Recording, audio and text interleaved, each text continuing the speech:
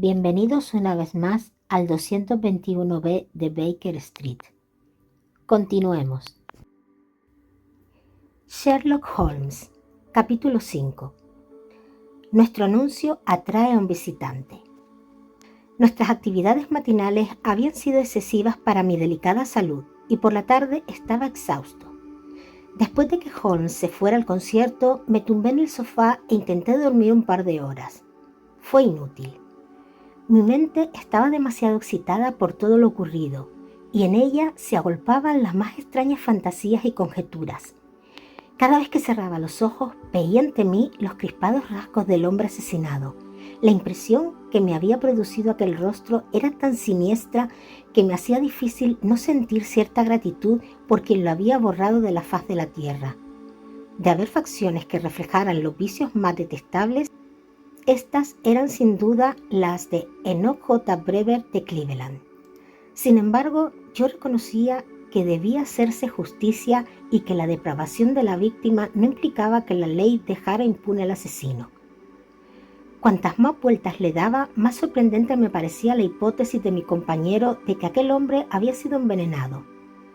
Recordaba que le había lisqueado los labios y no me cabía duda de que había detectado algo que le hizo concebir esta idea. Además, si no había sido un veneno, ¿qué había causado la muerte de aquel hombre que no tenía heridas ni marcas de estrangulamiento? Pero, por otra parte, ¿de quién era la sangre que cubría el suelo? No había señales de lucha ni la víctima tenía un arma con la que hubiera podido herir a su antagonista. Mientras no se resolvieran todas estas cuestiones, me parecía que dormir no iba a ser cosa fácil, ni para Holmes ni para mí.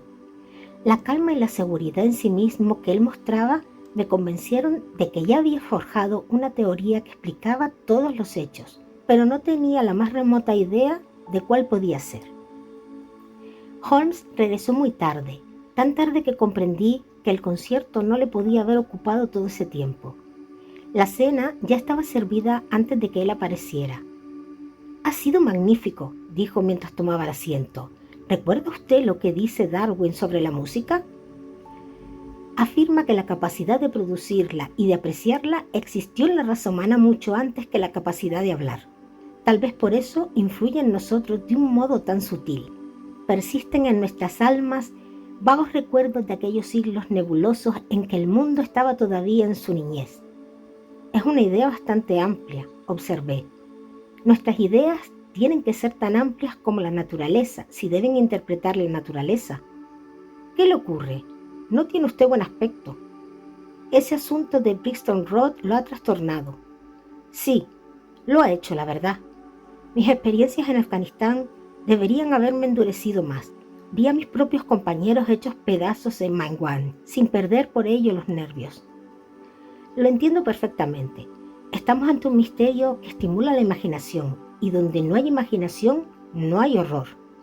¿Ha visto el periódico de la tarde? No. Da una versión bastante correcta del asunto. No menciona el hecho de que al levantar el cuerpo cayó el suelo del anillo del compromiso de mujer. Mejor así. ¿Por qué? Mire este anuncio, me respondió.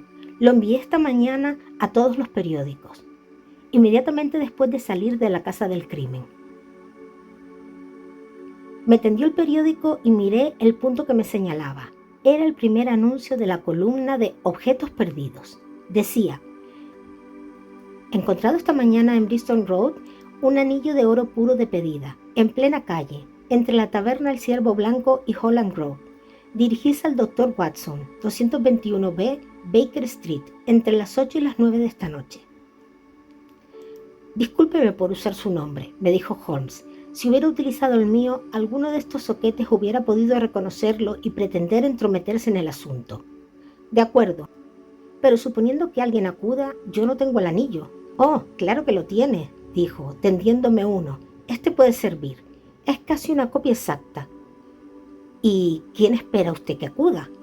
Pues el hombre del gabán marrón y el rostro rubicundo, nuestro querido amigo de las punteras cuadradas. Y si no viene él, enviará su cómplice. ¿No le parecerá demasiado peligroso? En absoluto. Si mi visión del caso es correcta y tengo buenas razones para creer que lo es, ese hombre correrá cualquier riesgo antes de renunciar al anillo. En mi opinión, se le cayó al inclinarse sobre el cadáver de Drever y no lo advirtió en aquel momento. Tras abandonar la casa descubrió que lo había perdido y regresó toda prisa, pero la policía, alertada por la vela que él insensatamente había olvidado encendida, se había adueñado del lugar. Tuvo que fingirse borracho para disipar las sospechas que podría haber suscitado su presencia junto a la verja. Póngase en el lugar de ese hombre. Al examinar detenidamente lo sucedido, se le tuvo que ocurrir que también era posible que hubiera perdido el anillo en la calle, después de salir de la casa. ¿Qué hacer entonces? Esperar ansioso los periódicos de la tarde, con la esperanza de encontrarlo entre los objetos perdidos. Desde luego, habrá reparado en mi anuncio, y no cabrá en sí de gozo. ¿Por qué habría de temer que se tratara de una trampa? A sus ojos no hay razón alguna para que el hallazgo del anillo se relacione con el asesinato. Verá como si viene. Vendrá. Lo tendrá hasta aquí antes de una hora. ¿Y entonces? Oh, puede dejar que sea yo quien me ocupe de él. ¿Dispone usted de un arma?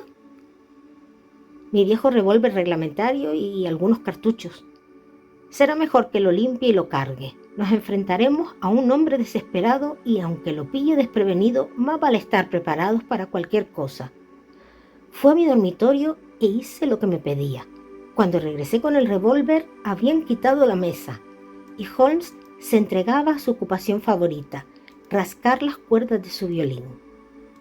La cosa se complica, dijo, al verme entrar.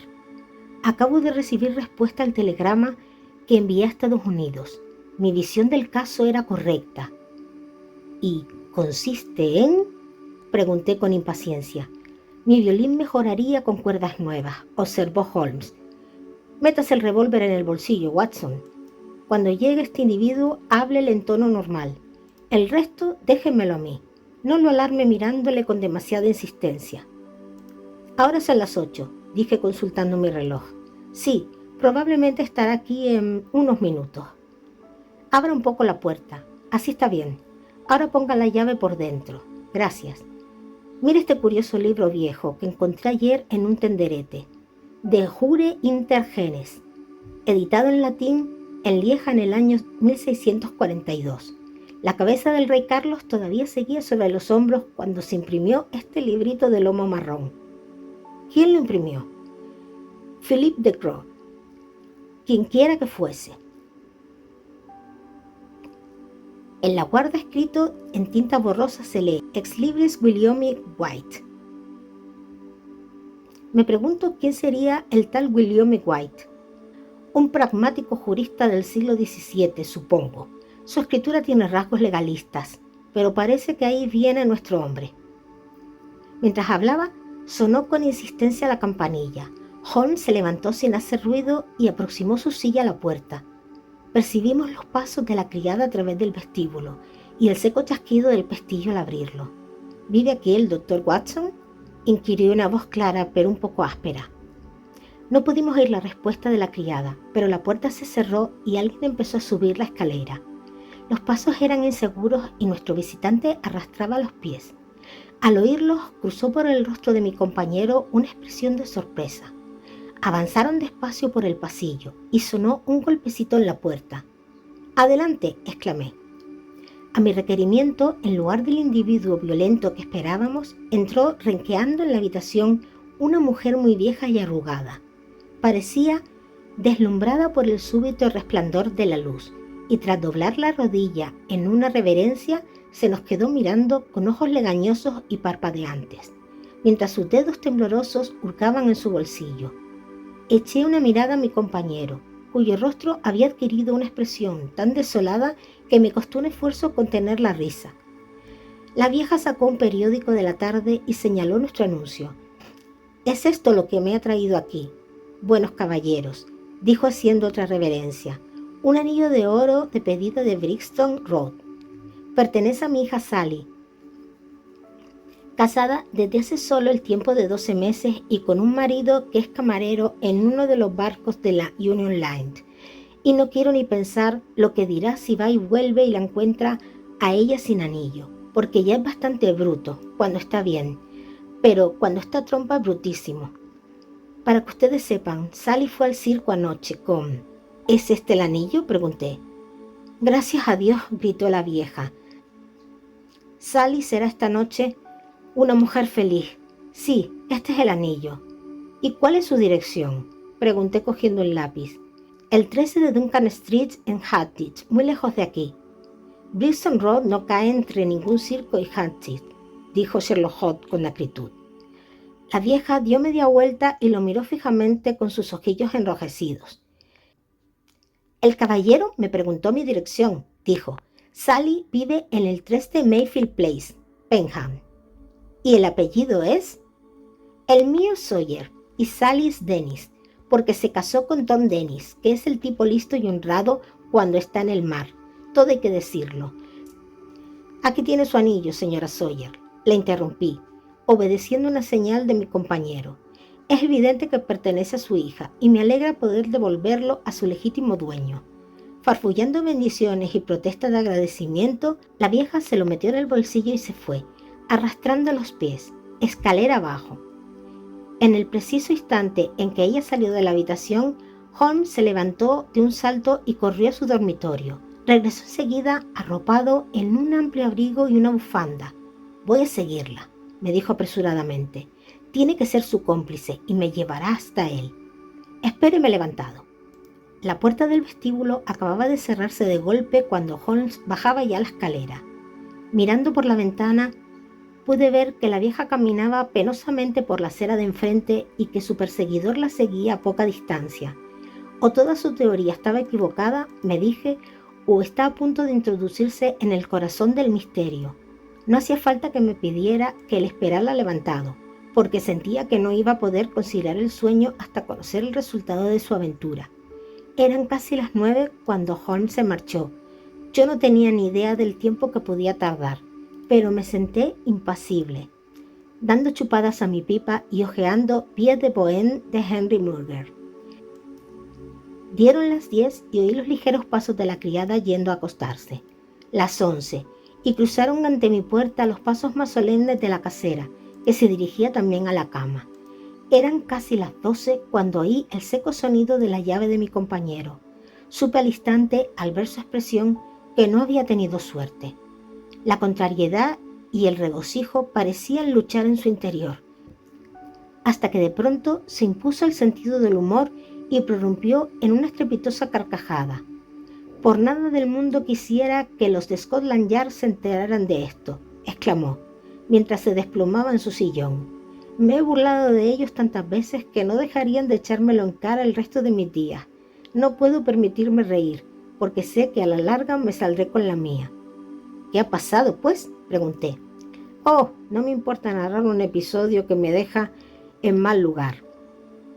Aquella criatura había andado un trecho cuando empezó a cojear y dio claras muestras de que le dolían los pies. Entonces se paró y detuvo un coche que pasaba por allí. Me las arreglé para estar lo bastante cerca para oír la dirección que le diera el cochero, pero mi esfuerzo fue innecesario, porque la gritó en voz tan alta que hubiera podido oírla desde el otro extremo de la calle. Lléveme al 13 de Duncan Street. Houston, gritó. Esto empieza a parecer verdad, pensé, y tras verla instalada en el interior, me encaramé a la parte trasera del coche. Es un arte que todo detective debería dominar. Pues bien, hacia allí traqueteó el carruaje sin que el cochero tirara una sola vez de las riendas hasta que llegamos a la calle en cuestión. Yo bajé en un salto, antes de que estuviéramos ante la puerta, y recorrí con aire despreocupado y sin apresurarme lo que restaba de camino. Vi que el coche se detenía. El cochero bajó del pescante y le vi abrir la portezuela y quedarse esperando. Pero no salió nadie. Cuando llegué donde él estaba, buscaba frenéticamente a tientas en el interior vacío, mientras se desahogaba con el repertorio mejor surtido de palabrotas que he oído en mi vida. No había el menor rastro ni señal de la pasajera, y me temo que pasará bastante tiempo antes de que cobre el importe del viaje. Al preguntar en el número 13, resultó que la casa pertenecía a un respetable fabricante de papeles pintados llamado Westwick, y que nunca habían oído los nombres de Sawyer y Dennis. ¿No pretenderá usted decirme, exclamé asombrado, que aquella débil vieja tambaleante fue capaz de saltar del coche en plena marcha y sin que usted ni el cochero se dieran cuenta. «Al diablo lo de la vieja», dijo Sherlock Holmes con brusquedad. «Nosotros sí nos comportamos como viejas bobas dejándonos engañar de ese modo. Se trata con seguridad de un hombre joven y enérgico, además de ser un actor fuera de serie. La caracterización fue inimitable, advirtió sin duda que le seguían y utilizó ese truco para darme esquinazo. Eso demuestra que el hombre que perseguimos no está tan solo como imaginaba, sino que tiene amigos dispuestos a arriesgarse por él. Bueno, doctor, parece usted agotado. Hágame caso y acuéstese». Verdaderamente me sentía exhausto, de modo que seguí su indicación. Dejé a Holmes sentado ante los rescoldos de la chimenea y a altas horas de la noche pude escuchar los melancólicos y apagados sones de su violín, indicio seguro de que seguía reflexionando sobre el extraño problema que se había propuesto resolver. Fin del capítulo. Seguimos con la investigación en el próximo episodio. Gracias por escuchar.